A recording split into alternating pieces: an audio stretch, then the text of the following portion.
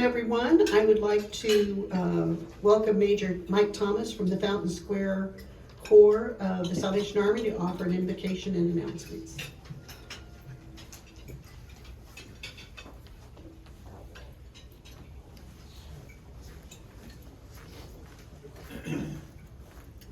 Let us pray.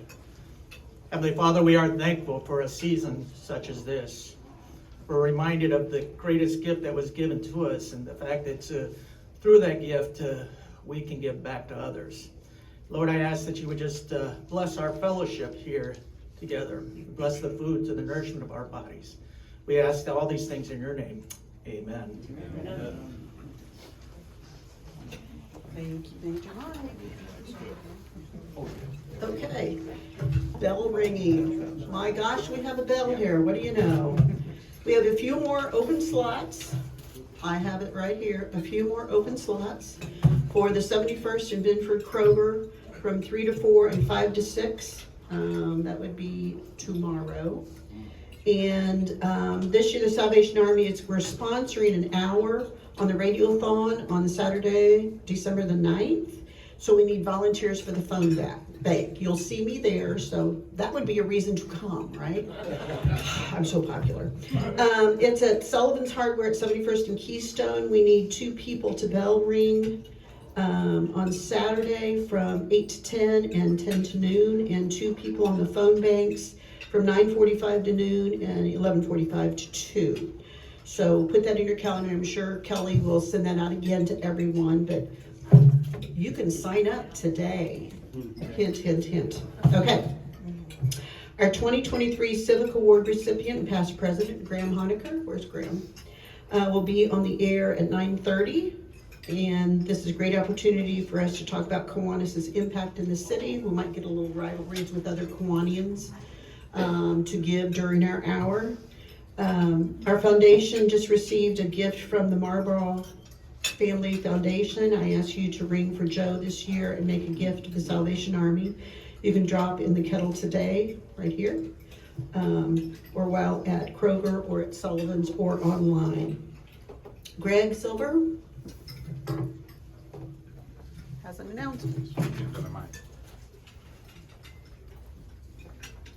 A couple of special notices. First of all, any of you who missed Ashton Gluckman and his series on History Channel, he was here, as you know, at our last meeting on JFK's life. It's fantastic. It's an 8-part series on the History Channel. You should be able to get it, and we're really proud of it. We had him here with us. He was the series on Kennedy is fantastic.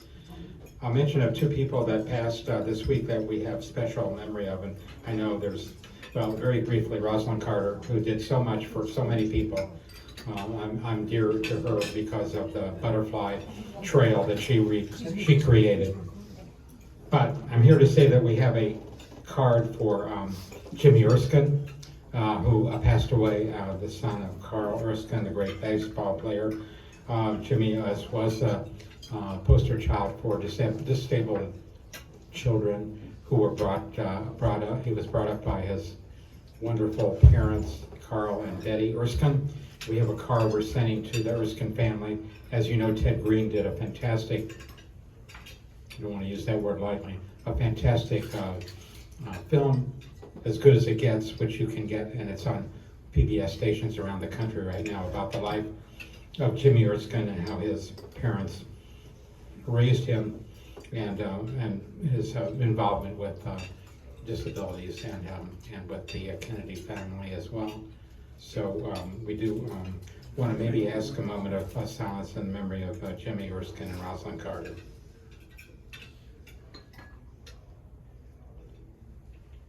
Thank you.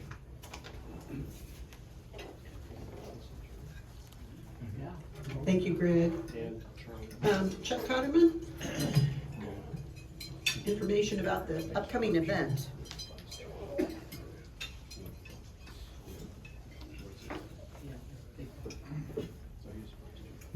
As you all know, next Thursday, there's no meeting because we will all be at the Colts Complex for the 67th Annual Marion County High School Football Lunch.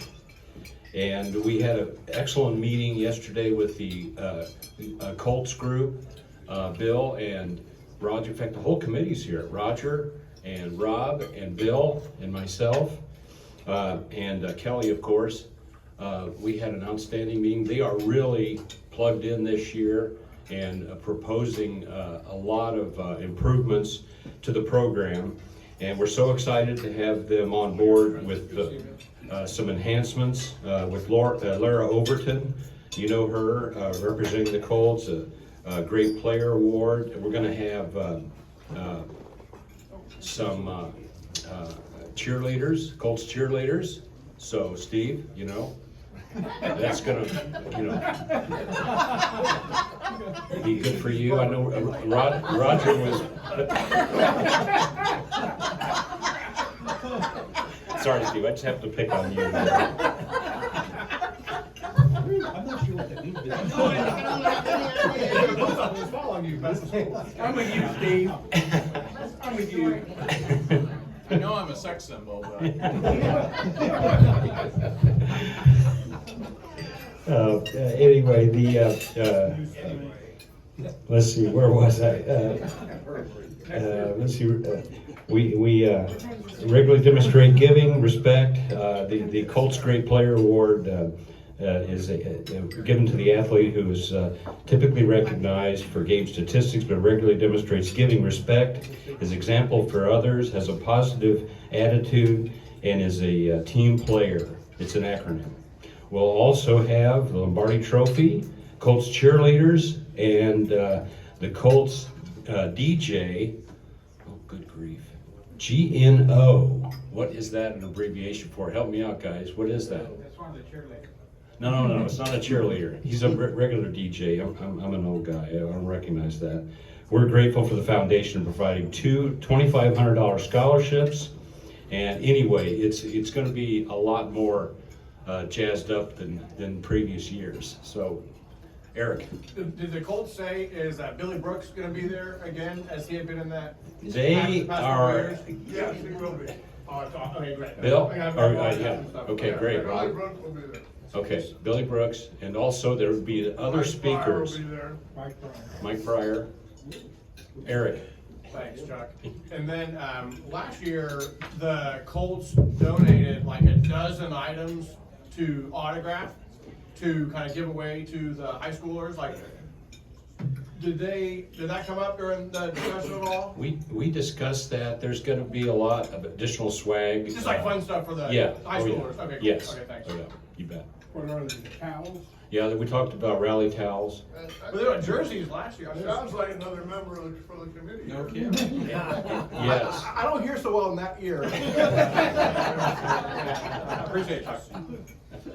We are recruiting, are we not, guys?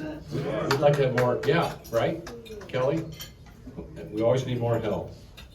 So anyway, it's gonna be a lot of fun. Go online and register for the event. It's a great place, it's a great venue. It's a lot, and you know, they always open up the curtains, and, what's that? I say they don't always, Yeah. but typically Pete Ward opens the curtains at the end and you look at the Colts practicing. Yeah. That's all because of Rob. That's right. Rob is our main contact with the Colts. He's done business with them for, how many years, Rob? How many years since they came to town? A while. 30 something, Yeah. whatever they came to town, 31 or 32. Yeah, so it's gonna be a great event. So anyway, join us, please. I know. Thank you, Mary.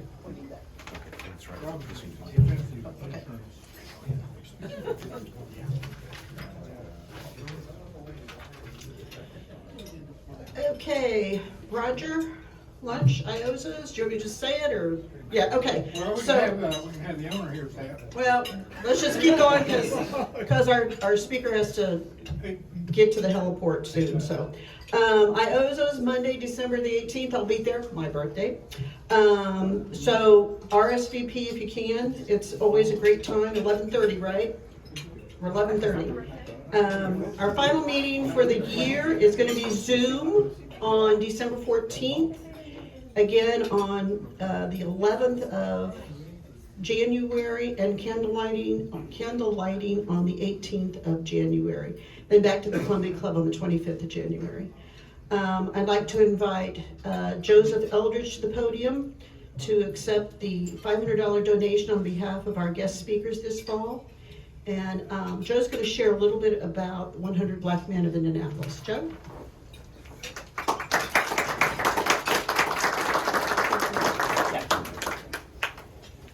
Good afternoon, everybody. Thank you so much for the invitation to be here on today. Thank you, Mary, for calling me. And just a quick short story. I was originally planning to be significantly on the road to South Carolina, so I changed my plans just for you.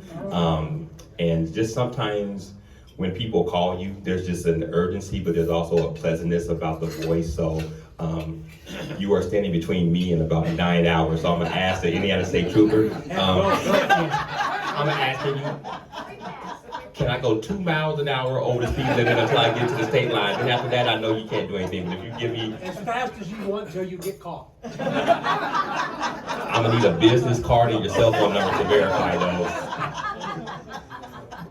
But again, thank you so much for the invitation to be here today. My name is Joseph Eldridge, and I am the Director of Operations for the 100 Black Men of Indianapolis, which is a fancy title to say that we have a staff of 3 and we do a lot of work here in Indianapolis. We have been here locally in Indianapolis going on 39 years, so in 2024 we'll be celebrating our 40th year of mentoring here in the city of Indianapolis. We are a youth-serving youth mentoring organization. We have 7 programs that we mentor. And we mentor not just young men, but we also mentor young ladies. Our grade range or our age range for our program starts as young as pre-K in our summer academy and all the way through college age students with our collegiate 100. So our summer academy, and I'll give you the real short elevator speech on our program. So our summer academy was created about 30 years ago, and that program was created to combat the summer learning loss that kids experience during the summer when they're actively engaged in kind of the fun activities. So what we do is that we have licensed teachers come and they focus on math, language, arts, and reading in the mornings, and then they will have the traditional summer camp activities in the afternoon. We have a robotics program at IPS School 43 for 3rd through 8th graders, and we are teaching them the STEM and STEAM curriculum, and then we're also exposing them to the VEX IQ robot competition world. So they're not only just learning about STEM and STEAM, but they're also putting those in practices, and we will take them to about 2 or 3 local competitions so they're able to kind of see their hard work in action and also connect with some of their peers at different schools throughout the county. Next up is we have our team mentoring program. That is a mentoring program for 5th through 9th grade young men. We have 2 components of that program, is that we mentor inside 4 elementary and middle schools during the day, and then we also have a Saturday component which is not school or district bound, so we will mentor about 50 young men in that program. Next up is probably one of my favorite programs, is our Dollars and Cents Financial Literacy Program. That is for our high school freshman through senior. It's a co-ed program in partnership with the University of Indianapolis. So that program is designed for them to understand wealth management and the money system. So they're learning about stocks and bonds and risks and 401ks and 529s. It's for them as young adults to understand that information now, so when they get older, they don't make some of the mistakes that some of us adults have made because we just didn't know. And that is also one of our 2 scholarships programs. So what we do in that program is that we actually pair those young men and those young ladies up in teams of 2. And so while they're learning those financial concepts, they are also learning about how to put a portfolio together. And we have an end of competition program where they are given a financial scenario by some of our partners who are judges in the financial community. And based upon what they've learned throughout those 26 weeks, they are to create a portfolio, and then they are to present that for those judges. And that is, locally, we'll give away about $60,000 in scholarships. And then we'll take the top 3 teams, we'll kind of make a super team, and then they are able to go on to compete at our national competition in June for additional scholarship dollars. Next up is our Botillion Military Scholarship Program, which is a rites of passage and college readiness program for high school senior. I call that program the Mentoring on Steroids. That's We take about 30 to 35 young men, and probably conversations that many of us in this room have had with mom, dad, uncles, neighborhood friends, brothers and sisters, family friends. We actually kind of take those conversations. We build about a 30-week curriculum with that program, and so they are going through modules every single week. So they're learning about legal rights and responsibilities. They're learning financial literacy. They're learning about how to navigate the college application and the college process. They're learning about health and wellness for young men. And so we have a full curriculum with that program. It's also a scholarship program. What they will do is at the end of the program, they will come, and it's similar to a cotillion where we kind of present them to society. There's about 16 different factors that they're graded on in the program. And then we will give away about $350,000 in scholarships to those young men for their post-secondary education. And then next up in our last program is our Collegiate 100, which is a college extension of the organization. Locally, we have a combined chapter with, I have to say it, IU Indianapolis, Indy, and Ivy Tech, where they are their own social groups on campus. So they'll be providing networking and social engagements with their peers on campus. And then we, as the sponsoring chapter, provide them mentoring and internships and networking, and just, we kind of mentor them, and then they will also serve as mentors within our program. So I think I mentioned earlier, we are a staff of 3, which I'm excited about, because for a year I was a staff of 1. And so I have had a significant uptick in staffing over the last several months.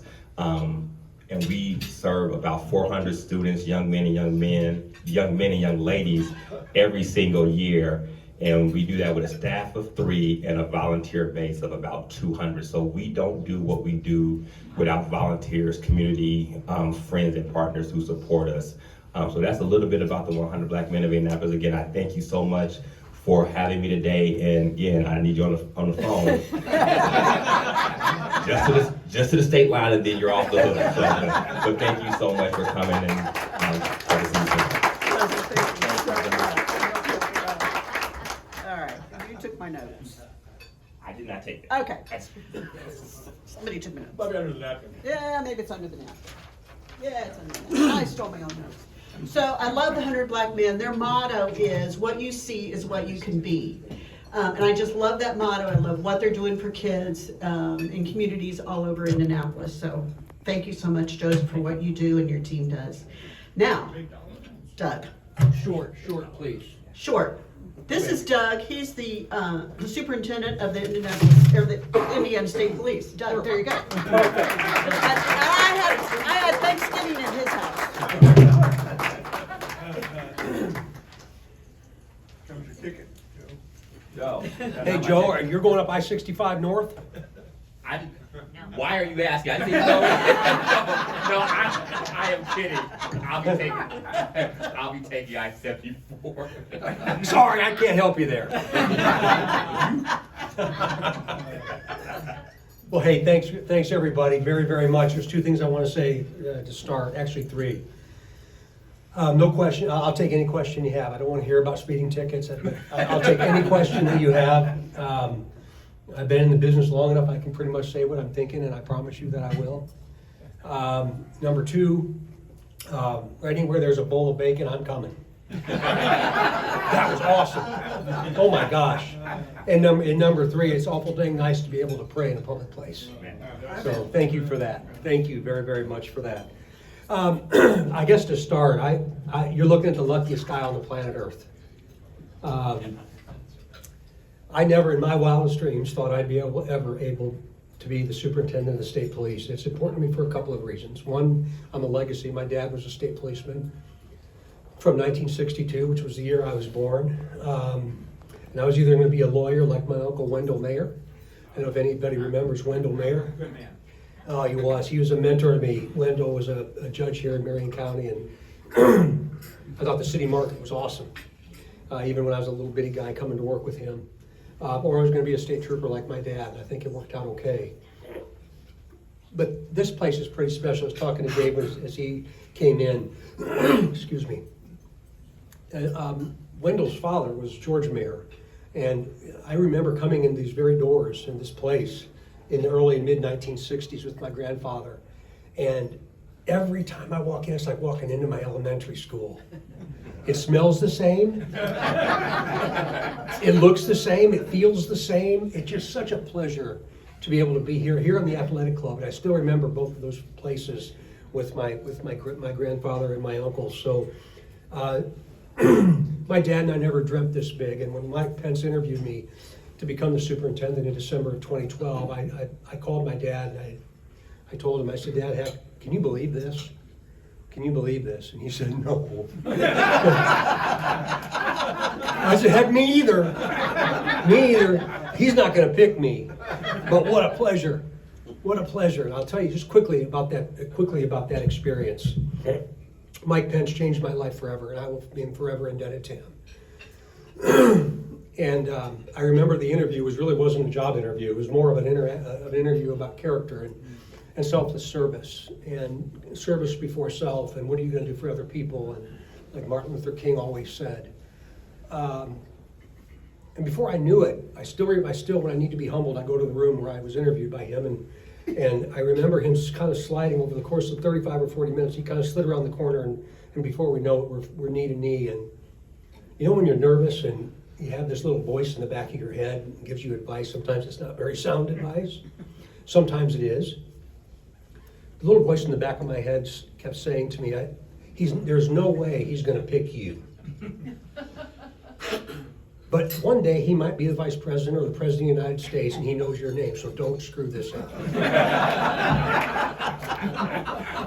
And I kept thinking that in my mind, whatever, but it became such a natural conversation, like a brother to brother. It was just really special. It was a really special time. And then he said to me, I'm a literal guy, will reach out to you in 2 weeks, and I'll let you know my decision. So we walked out together, and again, I thought, well, I'm gonna write this down so that my grandkids one day will be able to see what I got to experience. Well, 2 weeks is 14 days, literal, right? Nothing.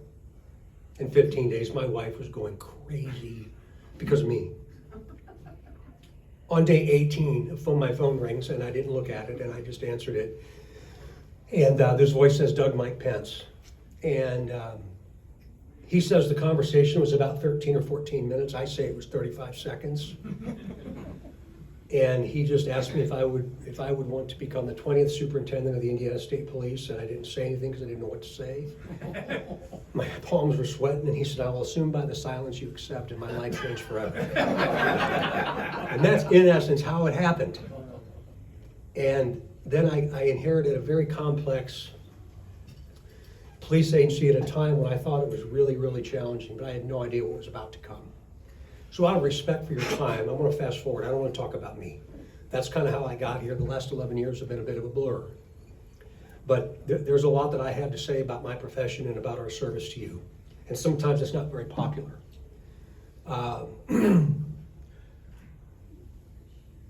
May 20th of 2020 changed our lives forever. George Floyd. A tremendous historical perspective on policing in America, but I'm not going to take the time today to talk about that. And I still remember where I was when I started to see what was happening up in Minneapolis. But I had no idea what was about to come. And it was time for it to come. There was a police chief in Milwaukee, Wisconsin, that made the comment, "We are not without sin." This was on the heels of Michael Brown in Ferguson, Missouri. And what happened in and around St. Louis and the Ferguson area was really, really complicated. And it was an opportunity for us to learn. And I missed the mark. I missed it. But then move into 2020. What Chief Flynn said that day changed my life forever. Because he's right. We're not without sin. We have to take responsibility for the way we've treated people, especially people in the African American community. It made me realize that I have to get really uncomfortable. I have to talk about this. And I have, over the course of the last 3 years. It's been incredibly uncomfortable, but probably the highlight of my 40-year career. We took over the city of Gary PD about 2 years ago. And I spent a day a week up in the Gary area, and it was a big deal to go, when I was a kid, to go to Gary, go to the city of Gary. Broadway was awesome. It was just a beautiful place, just a beautiful place. And I realized when we did this that I'm gonna get off Broadway, I'm gonna get off these side streets. I look funny. And I recognize that. And I'm a different color than most people that I interacted with up there. I came to love those people. It was amazing to me what would happen when I would get out of a car, out of my marked state police car, on a side street in Gary, Indiana, and walk up onto a porch with someone that I could tell hates who I am. And then I would just ask them, can I sit a while? And it's amazing the things I learned. It's amazing the things I learned. And I will have a love for that city for the rest of my days. Back to May 20th. There's been so many opportunities that we've had that we've missed the mark. We need to acknowledge we made a mistake or made mistakes. We need to acknowledge we could have done that differently. We could have acknowledged and talked more about what we do and why it is we do it. But you see, for the last 35 years, we've kind of turned our citizenry off. And what I mean by that is I still remember as a young state policeman in the early 1980s, late 1980s, prior to the advent of 911, prior to the advent of a cell phone, prior to the advent of the internet, and all the things associated. And when Rodney King was beaten, I'll never forget the time, because we couldn't communicate, but all of a sudden I started feeling that pressure too. And I think what happened was, over time, our citizens turned us off. And I can't necessarily say as I blame them in many places.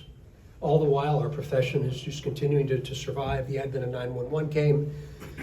We decided, okay, and I'm speaking in very general terms because I'm really short on time, but the advent of 911 came, and we just decided, we collectively around the country decided, we're just going to come, we're just going to respond to those calls for service, but we're not going to interact because we're not going to continue to be criticized.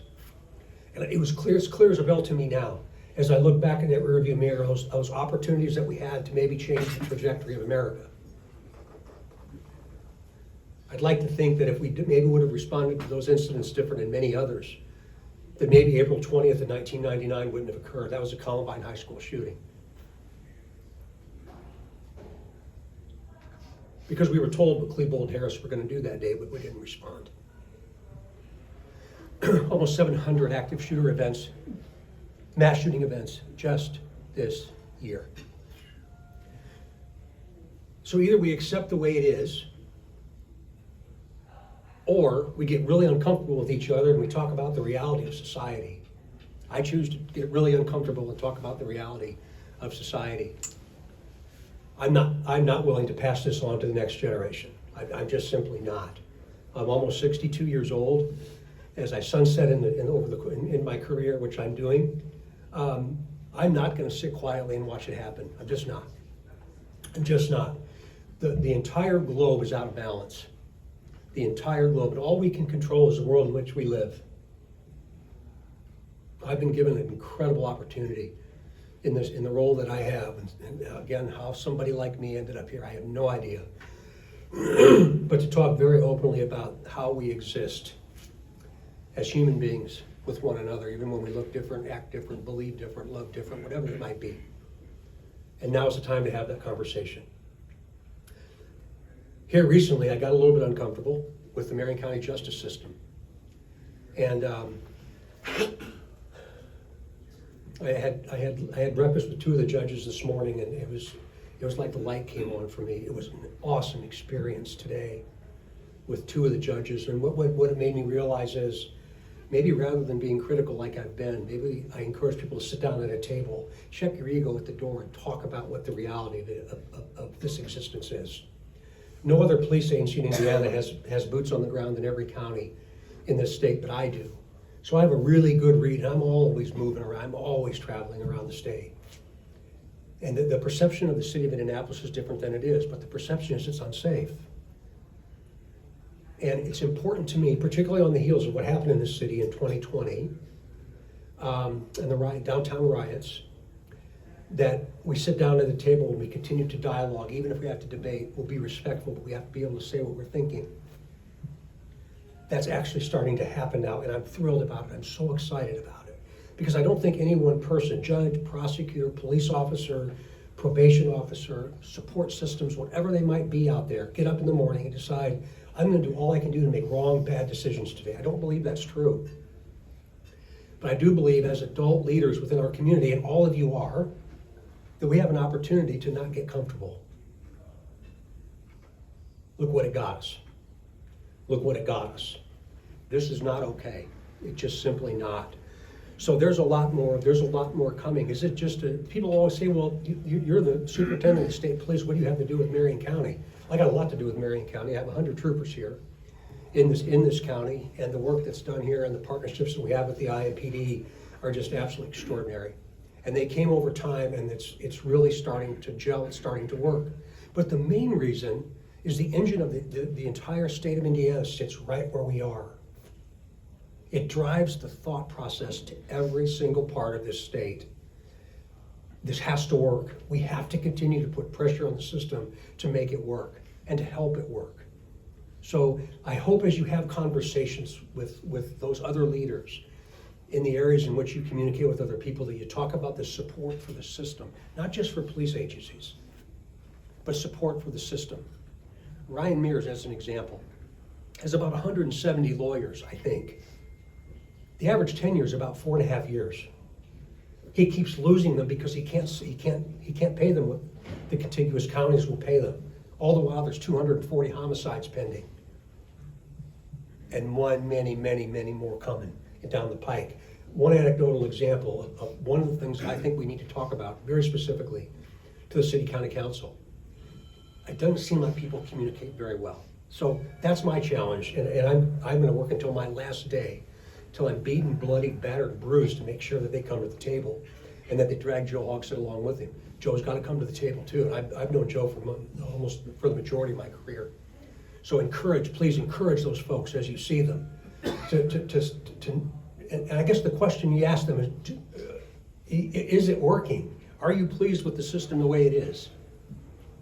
I hope to God they tell you no. If they don't, call me and I'll meet with them and I'll get them to know, I promise. So it's really, that piece is really important. We have lots of challenges. We have lots and lots of challenges. I was asked earlier about staffing and recruiting. We're down 200 troopers. Around 1,400, we're down 200. And it's getting better. We have a governor that happens to be my boss that has done more for public safety in Indiana than any governor in my time.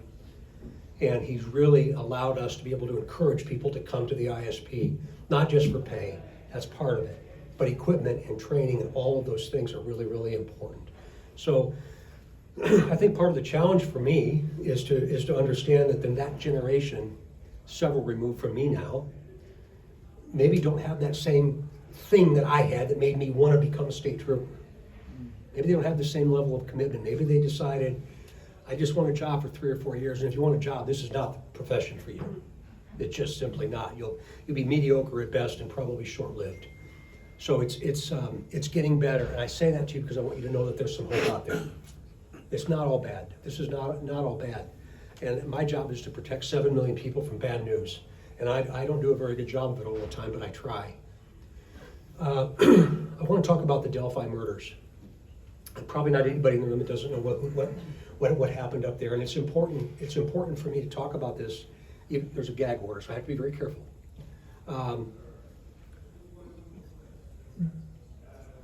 Probably the most complicated and complex homicide investigation in the state's history.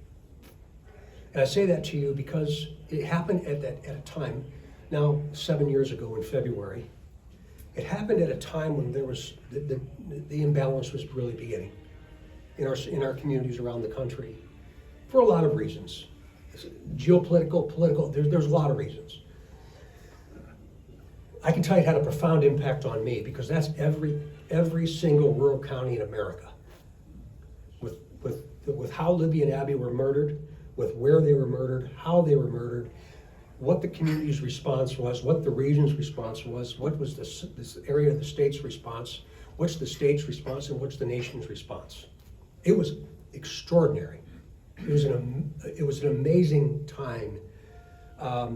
I still, to this day, now 8 to 10 tips a week come to my desk from around the world. 27 countries, I've received tips. The message there is dive in, immerse yourself in what's happening in local communities, and understand the magnitude.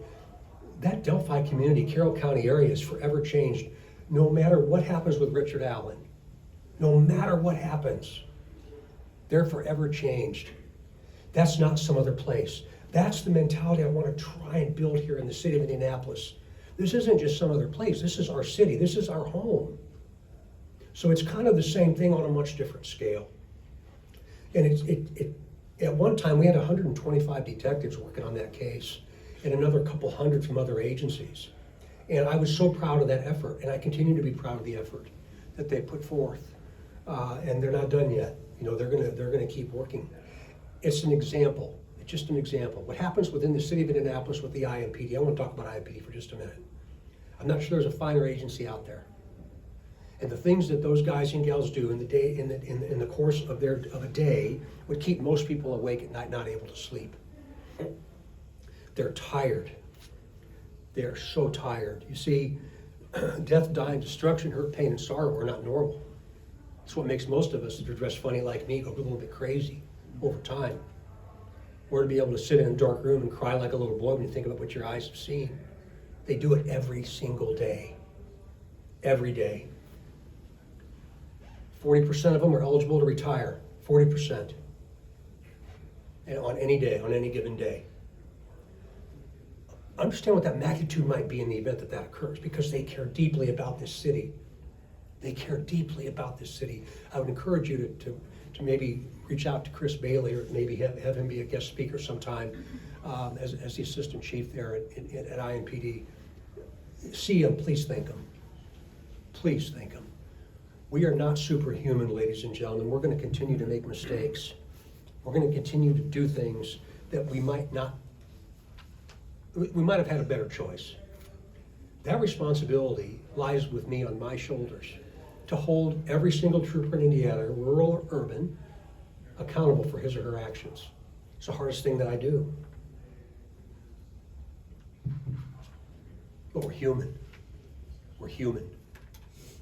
There's a lot of discussion now about use of force, about deadly force, and what all of that means. And I would just very respectfully ask that if you've never been in a physical altercation and in a fight for your life, be careful with your opinion about what that's like. Be careful. I've been in those positions many, many times over the course of my career, and violence is ugly. Violence is ugly. And we've got to continue to communicate together to explain why we respond the way we do. Why did that occur? However, I caution you. Body cameras are body cameras. I wasn't a fan of body cameras, but I am now. I was not.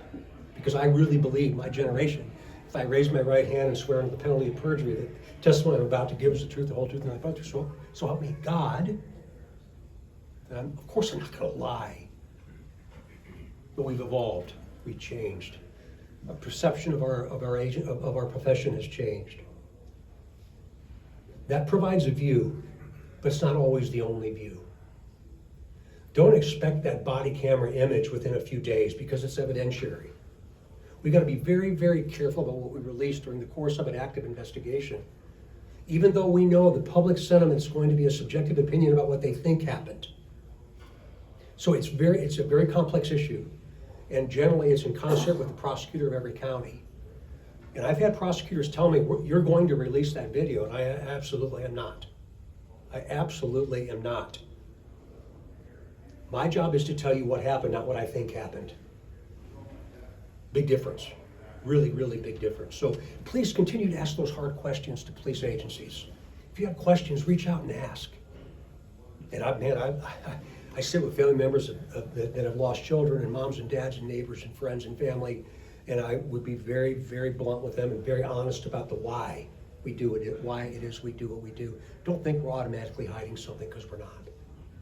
So I guess is what I'm asking you. Oh man, I could go on and on. But I'm not going to. I'm not going to. One final thing, and then I want to get into a little bit of dialogue and some questions and comments. I took a pretty strong stance in the Indiana legislature a couple of years ago in regards to guns and constitutional carry. And I'm a Second Amendment guy. I don't think that, I think the government needs to be very careful about how much they tread on constitutional issues. But I'll go to my grave believing in the frontline police officer. And my only criticism of that entire bill was give us a chance to fix what we don't know. What we don't know is who are these people that possess a pistol at 2 a.m. in the middle of nowhere? We used to be able to know, but now we can't anymore. We don't know anymore because the state police doesn't do that investigatory work anymore. That's all that was the crux of my disagreement with that legislation. It is what it is now, and democracy works. I got to voice my opinion. I probably should have been fired for the opinion that I gave, because I think if I would have worked for me, I'd have fired myself, because it was really uncomfortable. And I got out in front of the governor, but he encouraged me to do that after the fact. So anyway, if you have any questions about constitutional carry, I'm more than happy to answer them. I'll shut up for a minute. Yes, sir. Really enjoyed your conversation, and your ideas. What about exporting these guns to other states from Indiana? Does that disturb you? We've heard a lot about that. I don't know if it's true or not, that we're exporting these handguns and whatnot that are not registered or whatever to Illinois and Michigan. I mean, is there something that you could help with that? Yeah, I tried to meet with the former mayor of Chicago, and she absolutely refused to meet with me. But as I continued to hear about her talking about this is Indiana's problem. All the guns coming from Chicago are coming from Northwest Indiana. In some sense, there was some truth to that. There were a lot of guns being moved from one state to another. But I'm willing to bet that Des Moines, Iowa would have the same concern about Chicago.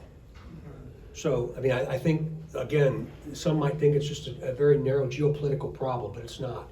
It's a nationwide problem. 120 guns for every 100 Americans in this country. So, one of my biggest concerns is that anybody can get a gun. I think we recognize that. If you can't buy one legally, you'll get one illegally. So the whole gun issue is going to continue to be a complex one. And then especially when you build in the AR assault rifles into the whole conversation, and what does that mean? So I think there is some substance to that, but I don't think it was objective. That's what I want. Yes, sir. Dave. 2 questions. First of all, in terms of length of service of superintendents, where do you rank? And number 2, if you're comfortable, how does your faith make a difference in your job? Well, the longest serving superintendent in state police history was John Shettle. John served from 1977 to 1987.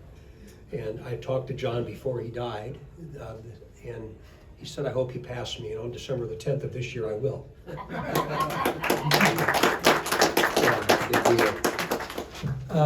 Geez, my faith. I was born and raised Catholic.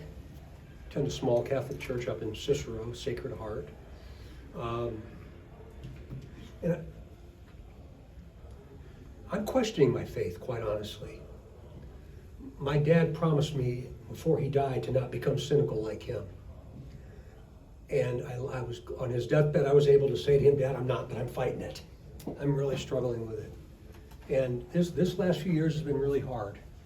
And I'm still trying to find my way. My wife is very devout, and she's helping me. But I'll get there again. I will get there again, but I ask why a lot. I'm a very literal guy, as I said, very simple. And I just continue to see horrible things happening to really, really good people, and I guess it's just taken a bit of a toll. So I can't believe I answered that question that way, but it's honest. Yes, sir. I just want to thank you for taking the time to visit with us today. I've seen you do this at other Kiwanis clubs. I saw you 18 years ago up in Westfield. Your uniform was a different color, but you were completely engaged. Yeah. So I just wanted to thank you. Thank you very much, it's kind. Yes, ma'am. You said you met with a couple of judges this Yes. morning. Can you share with us your takeaway or what you might have learned or what might encourage you? I can, and it's a pleasure to be able to do that. They recognize our challenges because ours are theirs. And it was Judge Marshall was one of the judges that I met with, and he could not have been more kind and more understanding. And he made me realize that we're all pushing the same rope. Maybe if we get together, maybe we can pull that rope and make a little progress. It was terrific.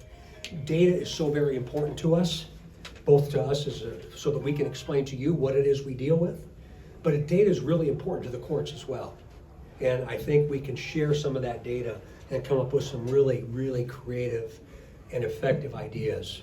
Geopolitically, who cares? Don't care about that. And I really think we can get there after today. Yes, sir. You talked a little bit about the Delphi murders. About the same time, there was 4 little girls who were killed in that Flora fire. November 16. Yeah.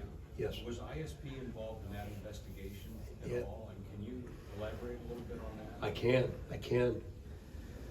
Oh, gosh, Carroll County, Carroll County has dealt with a lot of tragedy, and the 4 little girls that were killed there, November the 17th of 2016, is still unsolved.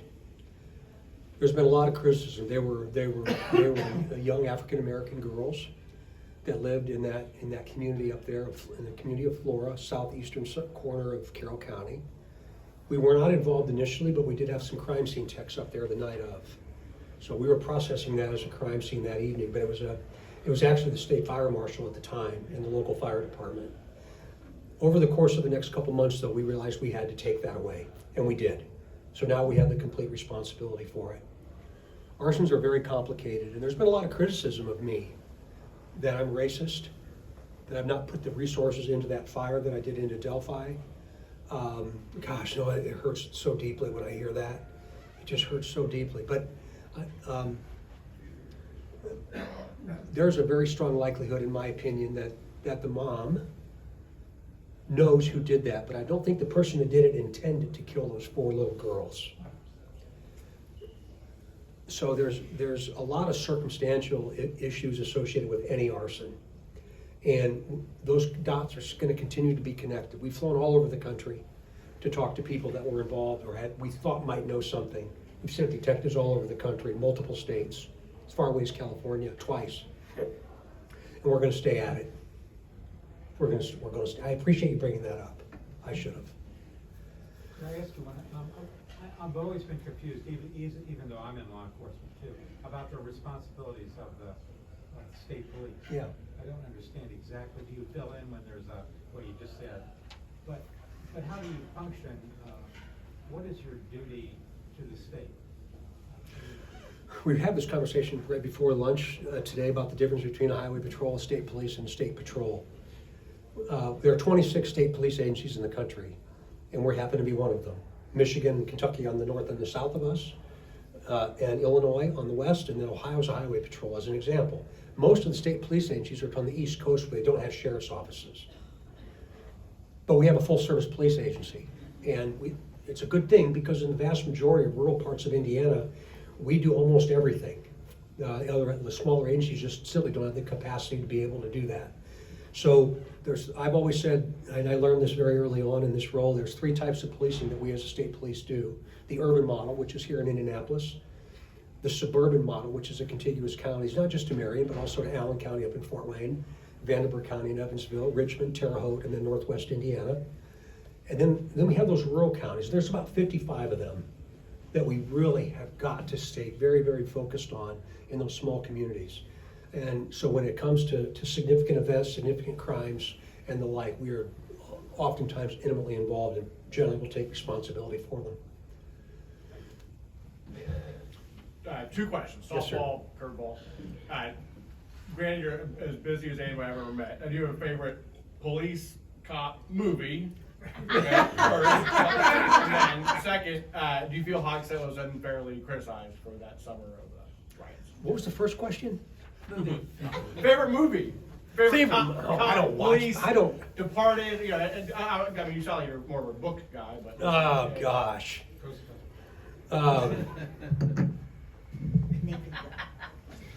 Jeez. Really?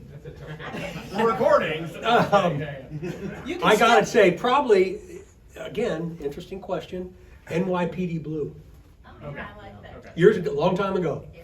A long time ago. Yeah, yeah.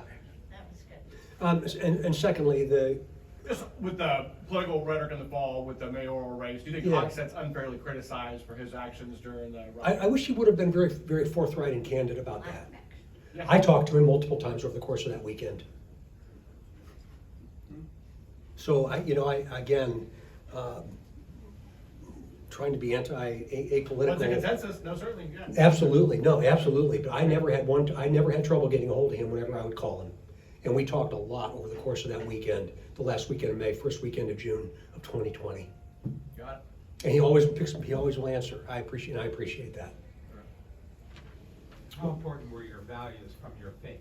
I mean, regardless of whether you're having questions about your faith, the values you got from your, Yeah. Isn't that where you're at? It is, and I'm still due north, but I'm struggling with all the noise. And maybe one day when I, probably the end of next year, well, no later than the end of next year, when I punch out, maybe that'll start to change in my heart and in my soul. I hope so. Well, you have values, I mean, you got them obviously for something, yeah. My mom and dad had a huge influence. My mom and dad had a And huge, you're yeah, he was a dandy for sure. Yes, sir. I've got a question. Rob, did you get your question made? I will take it. Regarding guns, Yes, sir. I don't own any, never have. Are they registered at all with anybody? No, sir. Is that something, I mean, does that go against the constitutional thing of owning a gun? It would. It would. Now, Why can't you register for like a car? Well, at one time we did, and one of the things that I found in this role early on was a file cabinet full of little 3x5 cards. It was really kind of cool. Ineffective, but it was kind of cool, but it was from decades ago. And there were little cards about individuals that had purchased guns and where. The danger is not necessarily the firearm stores. The danger is straw purchases, where you can buy a gun from somebody without anything. And there's nothing illegal about that. Nothing illegal about that at all. But remember, the prohibitors that were here when you used to have a license, those prohibitors are still there. They're still there. So you're attesting that you've never been a suspect in a domestic disturbance, that you're not AWOL, that you don't abuse drugs and alcohol, that you're not a convicted felon. All of those things are still in place. But there's no way to check. I mean, with computers these days, it seems like there's a way to register it as they sell. I know. No, it's good. It's good. But at least it gives you a trail, possibly. One of the solutions to this, and I think when I was asked by a state senator to come up with an alternative, I said I will. Give me a little bit of time, and we did. We came up with a permit at the point of application. What I mean by that is anybody sitting at home that has access to the internet could have gotten online on our website, applied for a handgun permit to carry a handgun, and they've gone down through the checklist. There's 13 things they have to say that are not a part of. And then they sign it under penalty of perjury. They print out a permit at the point of application. Then that would have put the onus back on the ISP to do all the background work to get to the point where we can say yes or no within 60 days. Didn't work. And that's the most we could do. They're free. There's no fee associated with them, and it was a permit at the point of application, which would have been hugely beneficial to us, but it just didn't happen. Do I think we'll ever get to the point where we register guns? I think we're way beyond that. Yes, sir. I do have a question. I thoroughly enjoyed everything you said. You clearly understand that when we, the citizens, give you a gun and a badge, you have every right to expect more from you than from other citizens. Now, having come to that and making the changes you've made, how do we and other civic organizations work to restore the relationship between our citizens and our law enforcement agencies that we had for 40, 50 years ago? Right, exactly what you're doing today. You have no idea what this means to me. It's hugely important that we continue this dialogue. One of the things that we can do is take off our ridiculous sunglasses at nighttime and remove our black gloves and be respectable. One of the things that I did early on was take off the tinted windows in our police cars. The most unpopular decision to this day. To this day. I want you to see that trooper at that stoplight. Because you're not superhuman. You're just like everybody else. There's not a state police car I'll walk by and don't look inside it, and it better be orderly. If not, I'll tow it, and I have. There's been times one time I looked in the passenger side window and there's a pistol laying there and the door was unlocked. Oh. That pistol's mine now. And we let that individual stew a bit. But what I mean by that is, it's so important because 90% of the people see us but don't deal with us. So when they look in that car and they see total disarray, what's the perception? Because that perception's reality. I'm not a beard guy. You won't see an Indiana trooper with a beard. You won't see an Indiana trooper with an outside vest carrier or tattoos. Again, I'm a really unpopular guy. But I will not allow that to happen, because I think when you see a police officer, you should be able to approach him or her. And I think that's a detriment to our citizens doing that. But keep doing what you're doing, Rob. I mean, this is the thing that works. And I promise you, it's not a head fake to me. I spend every waking minute thinking in my mind, what else can I do to maybe make the world a little bit better place? Anything else? Yes, sir. For the past 20 years, I've worked in addiction and recovery. Yeah. And part of that is with a dual diagnosis of mental health. Yeah. I must say that the police departments have been very responsive to our programs. And to the credit of many of the police officers, have actually, where they could have locked somebody up, have brought them to one of our programs. But the problem that we've had is getting the wraparound resources. Yeah. The mental health in particular. What are your thoughts on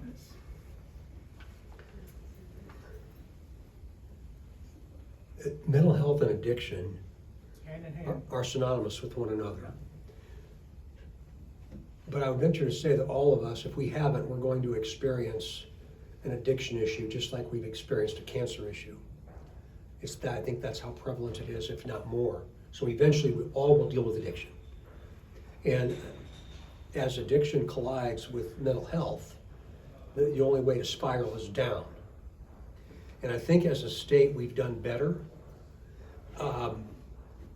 by having facilities that might deal with that anecdotally. I still don't think we're there with the wraparound services that you mentioned. And jail is not the place. Sometimes it's the only option, but jail is not the place. So we've got to continue to keep eating at that. I think the state legislature I know they have. They've committed hundreds of millions of dollars to both facilities and places, and especially associated with addiction. That will come to be the number one issue facing our country in very, very short order. Lots more to do.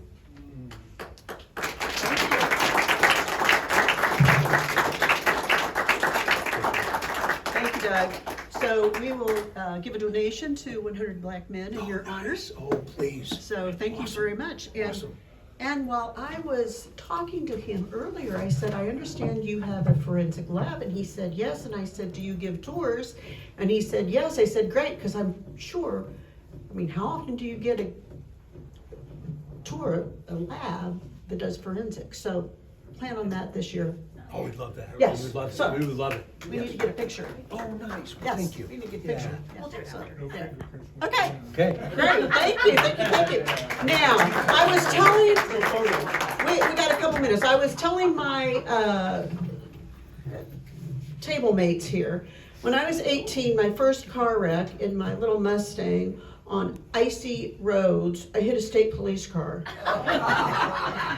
Seeing that Doug has invited me to his home for Thanksgiving for the past several years, I think I'm finally forgiven. Do you have to bring the turkey? Yeah, really. Oh yeah, I definitely have to cook. All right, as you know, it's time for dad jokes. All right, my wife said I should do lunges to stay in shape. That would be a big step forward. And with that, we are adjourned.